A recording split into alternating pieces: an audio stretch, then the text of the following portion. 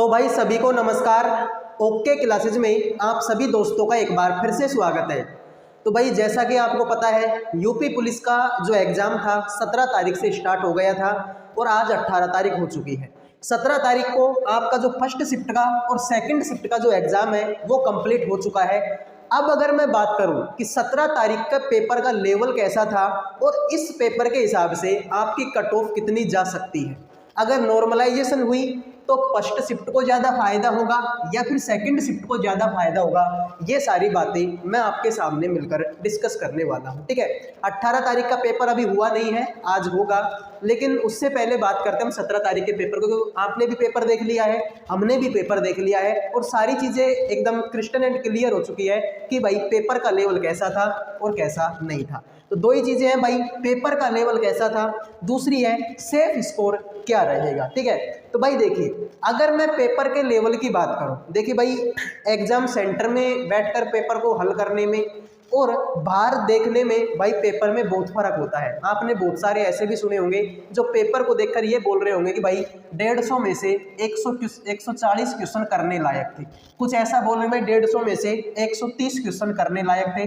कुछ ऐसे भी बोल रहे होंगे भाई 150 में से 125 क्वेश्चन करने लायक थे। तो मेरे भाई उनसे आप एक ही बात बोलना कि भाई एक बार आप यूपी पुलिस का फॉर्म भरो और एग्जाम देने जाओ, तब आपको पता चलेगा कि 150 में से कितने क्वेश्चन करने लायक थे और कितने क्वेश्चन करने लायक नहीं थे।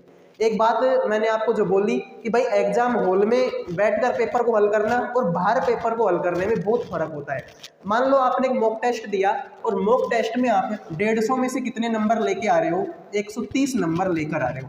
अगर उसी मॉक टेस्ट को आपसे एग्जाम हॉल में बैठा कर सोल्व करवाया जाए तो यकीन मानिए 130 तो दूर की 130 क्या, आप उसमें से 115 नंबर भी मुश्किल से लेकर आ पाओगे, क्योंकि भाई एग्जाम हॉल का प्रेशर ही अलग होता है। एक तो एग्जाम का प्रेशर, दूसरे किस चीज़ का प्रेशर, टाइमिंग का प्रेशर। ठीक है, तो बहुत कुछ चीज़ों का प्रेशर जो है वहाँ पर झेलना पड़ता है। तो जिस मॉक टेस्ट में आप बाहर बैठकर 130 नंबर लेके आ रहे थे, उसी मॉक टेस्ट को अगर आपसे एग्जाम हॉल में बैठा कर लिया जाए तो उस मॉक टेस्ट में आप मुश्किल से 115 नंबर लेकर आ पाओगे।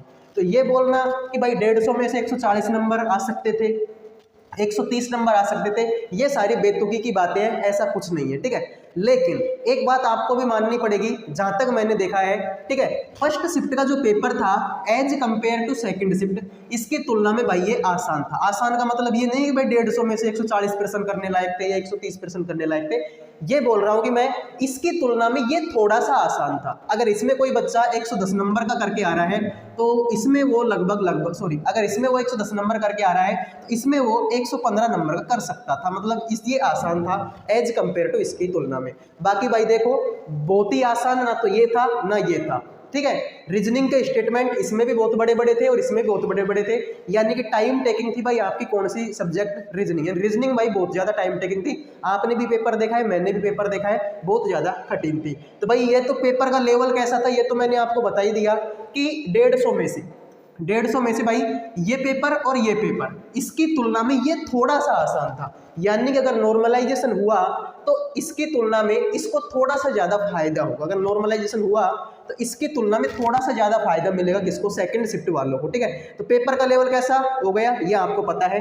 सेफ स्कोर क्या रहेगा, सेफ स्कोर की अगर मैं बात करूं भाई तो देखिए मैंने आपको अभी बोला कि जो भी ये बात बोल रहा है कि भाई 150 में से 140 क्वेश्चन करने लायक थे या फिर पेपर आसान था, 150 में से 130 क्वेश्चन करने लायक थे, ठीक है, उनसे बोलो कि भाई आप जाओ और पेपर देकर आओ, फिर बात करेंगे कि पेपर आसान था या फिर हार्ड था। ठीक है, तो भाई देखिए अगर मैं जनरल कैटेगरी की बात करूं, ठीक है, जनरल के बाद में आती है भाई आपकी ओबीसी आती है, ओबीसी के बाद में भाई ईडब्ल्यूएस आता है, ठीक है, इसके बाद में भाई एससी आती है और उसके बाद में आती है भाई एसटी आती है। ठीक है, एससी और एसटी का लफड़ा। ठीक है, ये थी।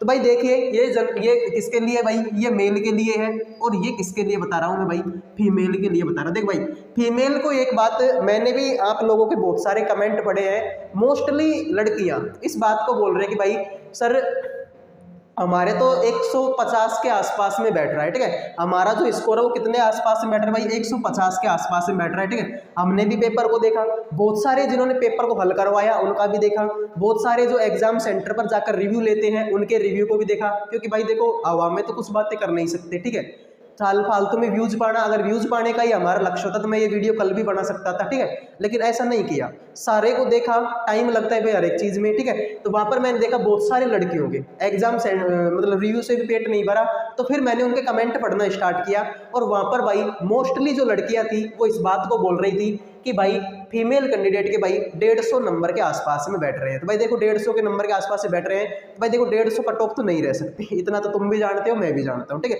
लेकिन अगर मैं फीमेल की बात करूँ तो भाई 180 से 190 के बीच में कट ऑफ रह सकती है, ठीक है, किसकी, फीमेल कैंडिडेट होगी। कितनी मेरे भाई, 180 से 190 के बीच में कट ऑफ रह सकते हैं किसकी, फीमेल कैंडिडेट की। अब 180 का मतलब कितना है, 90 क्वेश्चन, यानी कि भाई 90 से 95 क्वेश्चन अगर किसी लड़की के एकदम करेक्ट है, ठीक है, अटेम्प्ट भले उसने कितने किए हो, नेगेटिव मार्किंग काट पीट के, अगर उसके 90 से 95% एकदम सही है तो उसका सिलेक्शन भाई, वो सिलेक्शन की रेस में है, उसका सिलेक्शन हो सकता है, ठीक है, वो सेफ स्कोर के अंदर आती है। बात करें सर जनरल कैंडिडेट की, तो भाई जैसा कि मैंने पहले बोला और वैसा ही मैं अब बोलूंगा, भाई जनरल कैंडिडेट वालों को लगभग 105 से 110 क्वेश्चन करने थे। 150 में से भाई 105 से 110 क्वेश्चन, ये जो बोलते हैं कि भाई 140 क्वेश्चन करने लायक थे, 130 क्वेश्चन करने लायक थे, भाई उनसे एक ही बात ही बोलो, भाई आप पेपर दे के आ जाओ, उसके बाद में मिलके बैठ के बात करेंगे कितने क्वेश्चन सही होते हैं, ठीक है। एग्जाम हॉल से बार बात करने में और एग्जाम हॉल में बैठकर पेपर देने में भाई फर्क होता है, ठीक है, इस चीज को आप भी जानते हैं, मैं भी बहुत अच्छे से जानता हूँ, ठीक है। जो ये बोलते भाई 140 था, आसान था, वो कूल बनने के लिए करते हैं, खुद को इंटेलिजेंट साबित करने के लिए, ठीक है, ऐसा कुछ नहीं है। जनरल कैंडिडेट भाई 105 से अगर 110 क्वेश्चन उसके सही है तो भाई उसको सिलेक्शन की रेस में है, यानी कि भाई कितना मैं मान सकता हूँ, वही सर 210 के 215 या 220 के आसपास में, ठीक है। ये भाई बहुत ज्यादा हो गया, ठीक है, ये बहुत ज्यादा है, इतनी कट ऑफ तो जाएगी भी नहीं, लेकिन भाई ये फाइनल सिलेक्शन तक ले जा सकती है आपको, ये इतनी आपको फाइनल सिलेक्शन। अगर मैं दौड़ रनिंग की बात करूं तो भाई फिजिकल के लिए तो आपको इससे बहुत कम पर ही बुला लिया जाएगा, इससे में से 10 नंबर और कम कर दो, उसके लिए तो आपको फिजिकल के लिए बुला लिया जाएगा। बात करो भाई ओबीसी की, तो भाई ओबीसी 200 के आसपास में मान लो, ठीक है, 200 से 2-4 नंबर कम, 200 से 2-4 नंबर ज्यादा, इतनी जाए किसकी मेरे भाई, ओबीसी की कट ऑफ, ठीक है। ईडब्ल्यूएस भाई कहीं पर यहीं पर इनके बीच में आसपास में बिलोंग करेगा, ठीक है। बात करें सर एससी एसटी की, तो भाई इनकी कट ऑफ मेरे भाई दोनों की लगा लीजिए 170 से 185 के आसपास में रहने वाली है, 170 से 185, यानी इतना ही वेरिएशन। 170 से कम वालों का भाई थोड़ा सा मुश्किल है, और 185 तक जिनका भी है, चाहे उसके 171 हो, 72 हो, 73 हो, 74 हो, 75 हो, 76, 77, कितना भी हो भाई, वो सिलेक्शन की रेस में है, यानी कि फिजिकल के लिए भी उसको कॉल आएगा। और भाई अगर एससी एसटी कैटेगरी में बिलोंग करता है तो भाई फाइनल सिलेक्शन भी अगर 170 से यानी 180 के आसपास में उसके नंबर है तो वो मेरे भाई सिलेक्शन की रेस में भी है, ठीक है। अगर 170 से जैसे मान लो 175 से 180 के बीच में नंबर है तो भाई वो सिलेक्शन की रेस में भी है, और अगर इतने नंबर उसके हैं तो फिजिकल की रेस में तो है ही है, फिजिकल के लिए तो उसका नंबर आएगा ही आएगा, ठीक है। तो भाई सभी से रिक्वेस्ट है, जो स्टूडेंट दिल्ली पुलिस की तरह मत करना भाई, फिजिकल के लिए कॉल आए और फिर फिजिकल के लिए जाओ ही नहीं, ठीक है। जिनका भी भाई इतने से स्कोर के बीच में है, सभी से रिक्वेस्ट है भाई आज से ही फिजिकल की तैयारी शुरू कर दो। भाई फिजिकल करने में देखो नुकसान तो कतई भी नहीं है, ठीक है। रनिंग कर रहे हो तो भाई आपके लिए मान लो फिजिकल सारा नहीं भी हुआ, नहीं भी आपका नंबर आया, तो भाई शरीर के लिए तो स्वास्थ्य है ही, शरीर के स्वास्थ्य के लिए तो अच्छा है ही, ठीक है।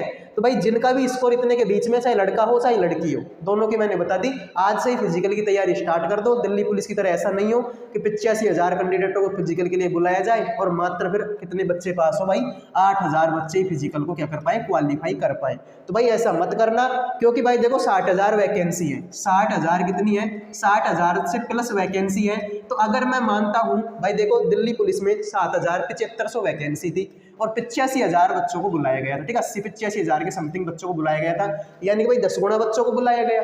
अगर यहाँ पर भी मैं 10 गुना बच्चे मानता हूँ तो 60,000 का 10 गुना कितना होता है भाई, 6 लाख होता है। कितने स्टूडेंटों को बुलाया जाएगा मेरे भाई, 6 लाख स्टूडेंटों को फिजिकल के लिए बुलाया जाएगा।